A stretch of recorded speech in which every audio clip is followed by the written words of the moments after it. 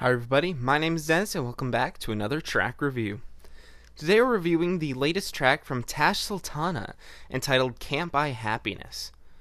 Now, as far as Tash Sultana's last album went last year, I absolutely loved it from start to finish. The production was ambitious, the vocals were great, the lyrics were interesting, and there was just such a beautiful, diverse sound throughout the entire thing that I just couldn't get enough of.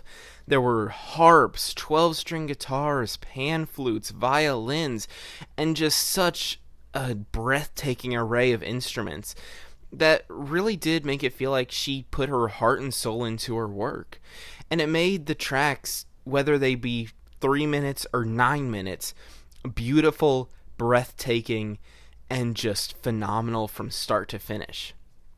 So I was really excited to see what she was coming out with on this new track. And I was more or less disappointed by it, if I'm being honest, because for as much as I absolutely loved her last album, I even own the thing. It's really great. Definitely listen to it. Phenomenal album. This new track is just a bit lukewarm for me.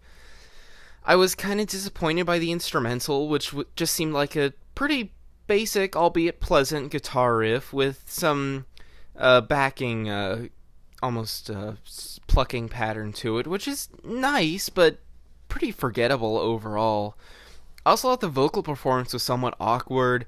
It was very quiet, not very easy to hear. The mixing wasn't all that great. I also thought some of her inflections on certain words were a bit out of place and a bit distracting, if anything. And the lyrics weren't all that interesting nor imaginative either, with it just kind of vaguely referencing her sadness and struggle to find happiness, but never really addressing the issue at hand in any sort of meaningful way. I was kind of disappointed to see that it was only a bit more than 3 minutes long, where Tash Sultana really does excel at making tracks that are 4, 5, 6, 7, 8, even 9 minutes long, much longer than the average song. She excels at making these grandiose, beautiful pieces, and I was just personally disappointed to see a shorter track from her, but that's neither here nor there, and I didn't really take that into too much consideration with this review. I will admit, though, when the pianos and the more epic sounds come in towards the latter half of the track, I do really enjoy that portion, and it's probably the main saving grace of this song. I thought that part was very beautiful and more in line with what I'm used to hearing from her, with sounds that are more grandiose, more ambitious, and more powerful. So I did enjoy that part quite a bit, but it unfortunately does not last very long, and doesn't really leave all that much of an impact in the grander scheme of things, just because of it being so brief and the majority of the rest of the song being, albeit not bad, just disappointing as far as I hold the standards to Tash Sultana. So I'm still looking forward to her album, because I do think she can make some really ambitious, boundary-pushing music like she put out on Flow State, but this wasn't really it.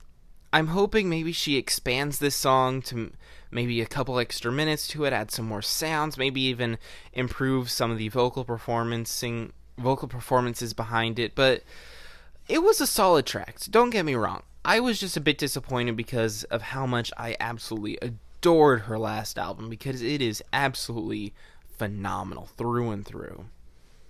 So with all that being said, I'm feeling a solid 6 on this song.